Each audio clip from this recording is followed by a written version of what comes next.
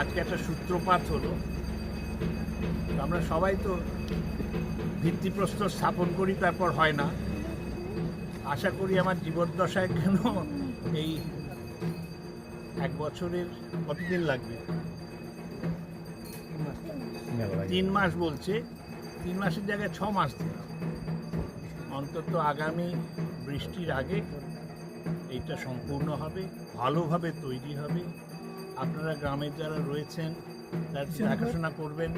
নিজের বাড়ি বানালে যেরকম যত্ন নিয়ে বানাতে হয়, এটা আপনাদের সম্পত্তি, এটা অন্য কারণ না, আপনাদের পয়সায় তো।